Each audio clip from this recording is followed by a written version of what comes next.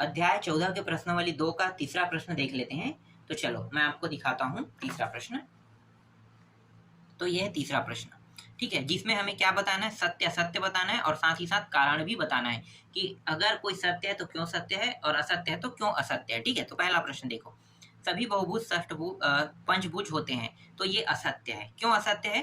क्योंकि जितने भी बहुभुज होते हैं ना उसके भुजाएं गिन लेते, देखो 1 2 3 4 5 6 6 भुजा, ठीक है। तो अगर यहाँ पे षटभुज होता ना तब ये सत्य होता, इसके अलावा यहाँ पे जो पंचभुज दिया है इसलिए ये असत्य होगा। दूसरा प्रश्न देखो, सभी षटभुज बहुभुज होते हैं, ये सत्य है। अभी मैंने कारण के साथ समझाया, वही कारण इसमें भी लिखना है, ठीक है, सत्य है। सभी सम संख्याएं 2 से भाज्य नहीं होती है, सभी सम संख्याएं 2 से भाज्य नहीं होती, क्या ये सत्य है कि असत्य है? तो ये कथन असत्य है। क्यों असत्य है? तो देखो, 2 से पहली जो संख्या है सम संख्या वो 2 से ही शुरू होता है, 2 4 6 8 10 इस तरीके से क्या होगा, बढ़ते जाएगा। अब जब 2 से 2 मतलब ये जो 2 है वो 2 से भाग जा सकता है, तो सभी पीछे की संख्या सभी भाग तो जा सकते हैं, इसलिए ये कथन क्या है, असत्य है ना, क्योंकि सभी संख्या 2 से भाग जा सकता है, इसलिए क्या कह रहा है, ये असत्य होगा कथन। चलो आगे देखो, कुछ वास्तविक संख्या परिमेय संख्या होती है कह रहा है, तो ये सत्य है। अब देखो वास्तविक संख्या जानते हो, वास्तविक संख्या भाई नंबर जो है 1 2 3 4 5, ठीक है, ये सब है वास्तविक संख्या। वास्तविक संख्या में हम बहुत सी चीज़ों को लिखते हैं, जैसे कि करनी भी आ जाता है, ठीक है। तो ये करनी जो है जैसे इस फॉर्म में आ गया, तो ये क्या है, ये तो अपरिमेय संख्या है ना, लेकिन गिनती किस में आ रहा है, वास्तविक संख्या में आ रहा है। ग्राफ रेखा देखो तो वास्तविक संख्या में आ रहा है, इसलिए ये कथन क्या होगा, सत्य होगा। सभी वास्तविक संख्या परिमेय संख्या होती है, ये असत्य है। करनी 2 जो है अपरिमेय परिमेय संख्या कभी भी नहीं हो सकता, ये अपरिमेय संख्या, इसलिए ये क्या होगा, असत्य होगा। समझ में आ गया? 5 प्रश्न है, बस सत्य असत्य बताना था और कारण बताना था, और इसमें ज्यादा कुछ नहीं है। चलो अब आगे के प्रश्नों को देख लेते हैं। अब मैं आपको बताने वाला हूँ प्रश्न क्रमांक 4, ठीक है। ये जो सत्य असत्य इतना इंपॉर्टेंट नहीं था इसमें, लेकिन अब जो प्रश्न बता रहे हैं उनको देख लेते हैं। दिया हुआ है कि ABCD समांतर चतुर्भुज है और कोण B बराबर 80 अंश, तब समांतर चतुर्भुज के अन्य कोणों के बारे में आप क्या निष्कर्ष निकाल सकते हैं, कह रहा है, ठीक है, क्या निष्कर्ष निकाल सकते हैं। तो चलो पहले क्या बनाते हैं, एक समांतर चतुर्भुज बनाते हैं, ठीक है। और एक कोण का मान कितना है, B बस दिया है, तो बाकी कोणों का क्या निकालेंगे हम लोग, मान निकालेंगे, बस इतना ही करना है और निष्कर्ष देखेंगे, ठीक है। तो मैं यहाँ पे एक समांतर चतुर्भुज बना लेता हूँ, ठीक है। समांतर चतुर्भुज कुछ इस प्रकार से है, हमेशा समांतर चतुर्भुज की आकृति ऐसे ही रहता है ना, देखना, ठीक है।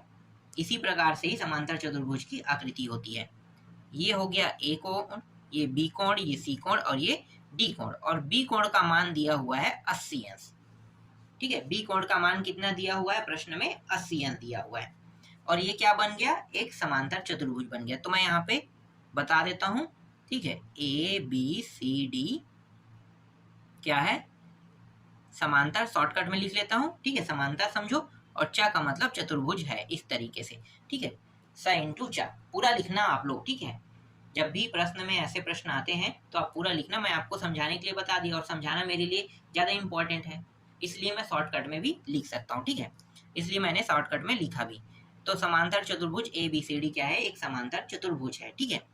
अब यहाँ पे देखो कोण B, इसके सम्मुख कोण कौन होगा, देखो अगर यहाँ पे आयत और वर्ग की बात होता ना तो सम्मुख कोण ये होता है, इसके सामने कौन है, ये, लेकिन ये समांतर चतुर्भुज है तो इसका सम्मुख कोण कौन होगा, जो इसके जैसा दिखाई दे, ठीक है। देखो इसके जैसा, देखो ये मुंह खुला दिखाई दे रही, इधर से भी मुंह खुला दिखाई दे, तो इसके सामने कौन है, D, ठीक है, कौन सा कोण है, D।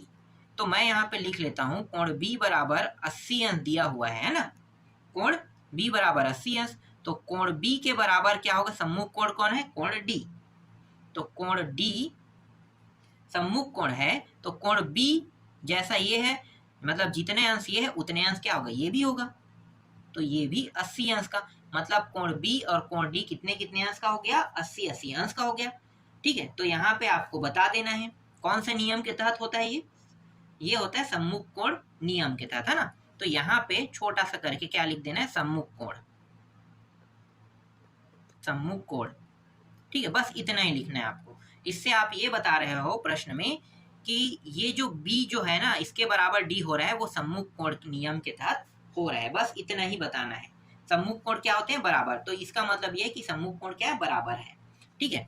अब कोण a जितना है उतना ही कोण c भी होगा, तो कोण a बराबर कोण c, ये भी कौन से नियम के तहत है? सम्मुख कोण नियम के तहत, और इसका कोई मान नहीं दिया है, इसके मान को क्या करेंगे? निकालेंगे, ठीक है। सम्मुख कोण इस प्रकार से, यहां भी मैंने बता दिया कि सम्मुख कोण क्या होते हैं? बराबर होते हैं। चलो अब यहाँ पे मैं क्या करूंगा भाई, हमें कुछ पता है, क्या पता है? चलो मैं यहाँ पे लिखता हूं, हम जानते हैं कि एक चतुर्भुज में 4 कोण होते हैं, 1 2 3 4 होते हैं 4 कोण, कोण ए, कोण बी, कोण सी और कोण डी। लिखो, एक चतुर्भुज में 4 कोण होते हैं, और कौन कौन सा कोण है? ए बी प्लस कोण सी प्लस कोण डी। चारों कोणों का योग कितना होगा? 360 अंश। ये हमें पता है ना कि चारों कोणों का योग कितना होता है? चतुर्भुज के चारों कोणों का योग 360 अंश होता है। तो ए बी सी डी सभी कोणों का योग को कितना हो गया? 360। और हमारे पास बी और डी का मान है, देखो बी का मान 80 और डी का मान भी 80, क्योंकि बी के बराबर डी है। तो जहां पे बी है वहां पे हम मान रख लेते हैं 80 अंश प्लस कोण सी, और जहां पे डी है वहां भी हम कितना रख लेते हैं? 80 अंश, और ये रहा 360 अंश। 80 और 80 को क्या कर देते हैं? जोड़ देते हैं, ठीक है। एक सेकंड, ये तो कोण ए होगा ना, और यहाँ पे देखो कोण ए और कोण सी दोनों बराबर है, तो दोनों बराबर है तो हम क्या करेंगे? दोनों को जोड़ देंगे, तो दोनों को हम एक ही कोण लिख सकते हैं, बिल्कुल लिख सकते हैं। तो कोण सी को मैं कोण ए बना लेता हूँ, ठीक है। कोण ए ये बन गया और कोण ए ये बन गया, दोनों को जोड़ेंगे कितना होगा? 2 कोण ए हो जाएगा, और 8 और 8 कितना हो गया? 16, मतलब 80 80 160, और ये रहा 360। फिर 2 कोण ए, और इसको उस पर ले जाते हैं 360 के साइड, 2 कोण ए बराबर घटा दो 0 0, और ये हो जाएगा 2, ठीक है। 2 क्यों होगा? हाँ ठीक है, 2 हो जाएगा, ठीक है, 200। तो यहाँ पे आ गया 200 आ गया, ठीक। अब ये जो 2 है इसके साथ गुणा के रूप में है, और कोण ए को हम यहीं पे रखते हैं, इसको उस साइड ले जाते हैं, तो क्या होगा? गुणा के रूप में कोई भी मान हो तो कहाँ पे आता है? नीचे में। अगर ये जोड़ना या घटाने के रूप में होता, कोण ए के साथ 2 जोड़ना या घटाने के रूप में होता, तो ये मान क्या होता? ये मान इस साइड आके इसके चिन्ह के ऊपर डिपेंड करता है। अगर ये प्लस में तो इस साइड आके माइनस होता, अगर ये माइनस में इस साइड आके क्या होता है? प्लस होता है, ठीक है। ये समझ में आ रहा है ना कि ये नीचे में क्यों आया है? नीचे में ये इसलिए आया है क्योंकि ये 2 जो है कोण ए के साथ गुणा के रूप में है, ठीक है। मान लो, मैं यहाँ पे आपको और एक चीज समझा देता हूँ, अक्सर जो डाउट होता है वो मैं क्लियर कर देता हूँ। देखो, 2 माइनस कोण ए अगर ऐसे दिया है और 200 दिया है, तो 2 को अगर मुझे उस पार ले जाना है, समझो ना, 2 को मुझे उस पार ले जाना है, तो ये उस पार जाएगा, तो यहाँ पे बचेगा क्या? इस साइड ये बचेगा, और ये कहाँ पे? देखो घटाने के रूप में है, ठीक है। इस साइड आता है तो ये क्या हो जाएगा? ये 2 जो है प्लस है कि माइनस में है? प्लस में, इस साइड आके माइनस में हो जाएगा। समझ में आया? अगर यही मान प्लस में होता, ठीक है, यही मान प्लस में होता, ठीक है, तो ये कोण ए यहीं पे रहेगा, 2 उस साइड जाके क्या हो जाएगा? तो भी ये माइनस में होगा। देख लो, क्यों? क्योंकि यहाँ पे प्लस लगा है, लेकिन ये अगर माइनस में हो गया तो उस साइड जाके क्या होगा? प्लस में होगा। समझ में आ गया? देखो, दोनों में मैंने आप लोगों को डिफरेंस बता दिया। कई लोग यहीं पे गलती करते हैं। दो जो है कोण ए के साथ क्या है? गुणा के फॉर्म में, इसलिए ये क्या करेगा? 200 को भाग करेगा। समझ में आ रहा है? नीचे में आ जाता है, भाग करता है। चलो अब यहाँ पे कोण ए बराबर 2 एकम 2, और ये 200 नियम। कोण ए का मान कितना प्राप्त हुआ? कोण ए का मान प्राप्त हुआ यहाँ पे 100।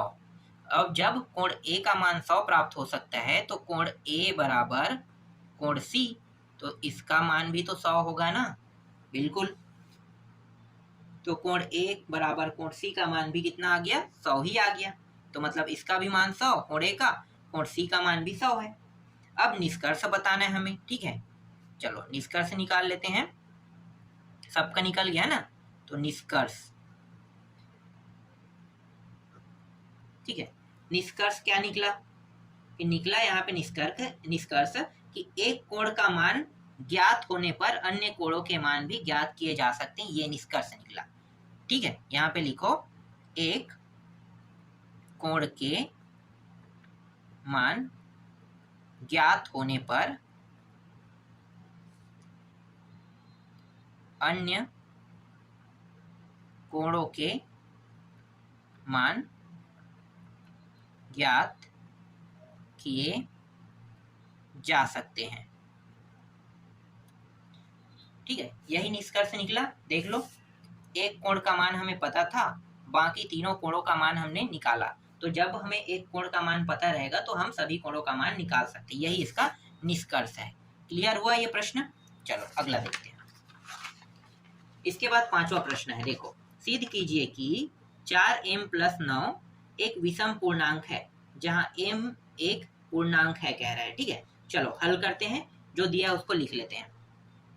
तो देखो क्या दिया हुआ है भाई, तो यहाँ पे मैं लिख लेता हूं, दिया है। ठीक है, दिया है प्रश्न में 4m + 9, ये दिया हुआ है। ठीक है, और ये दिया है किस फॉर्म में दिया है कि ये एक विषम पूर्णांक है कह रहा है ना, तो ये भी मैं लिख देता हूं, एक विषम पूर्णांक है। ठीक है, ये विषम पूर्णांक है, इस रूप में इसे दिया हुआ है। ठीक है, जहां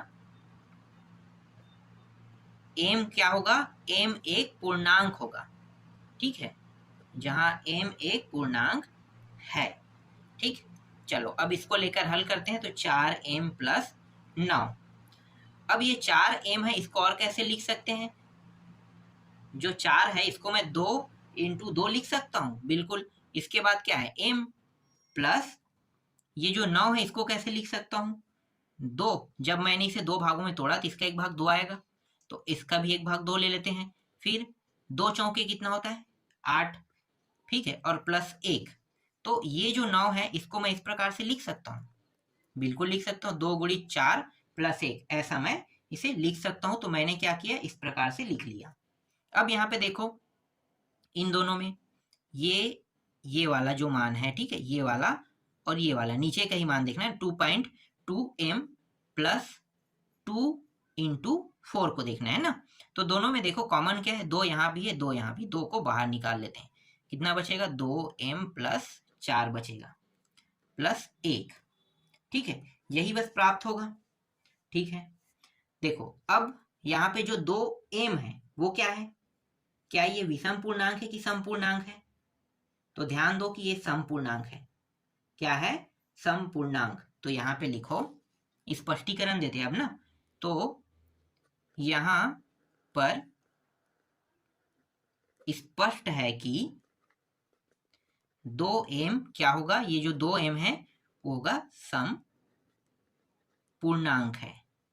ठीक है, और अब साथ में लेते हैं 2m + 4 को, क्योंकि ये कोष्टक के अंदर में है ना, तो अब साथ में ले लेते हैं। तो ये भी क्या होगा, जब ये समपूर्णांक है तो ये भी समपूर्णांक होगा। तो 2m + 4 भी एक क्या है, समपूर्णांक है। ठीक है, लेकिन अब मैं इन सभी को साथ में लेता हूं, तब क्या होगा? तो यहां पे लिखो, लेकिन इन सभी को लेने पर 2m + 4 + 1। ठीक है, इन सभी को लेने पर यहाँ पे देखो शेष कितना बच रहा है, 1 बच रहा है ना। तो ये जो शेष 1 बच रहा है ये क्या बना रहा है, इस प्रश्न को विषम पूर्णांक बना रहा है, यही इसका स्पष्टीकरण है। तो लिखो ये क्या है, एक विषम पूर्णांक है। ठीक, समझ में आ गया, स्पष्टीकरण भी मैंने कर दिया। देखो बहुत सरल प्रश्न था, और इसी तरीके से क्या करना है, आपको स्पष्टीकरण करना था, तो स्पष्टीकरण भी हो गया। बचा है सिर्फ 2 प्रश्न, 2 प्रश्नों को मैं आपको नेक्स्ट वीडियो में बता दूंगा।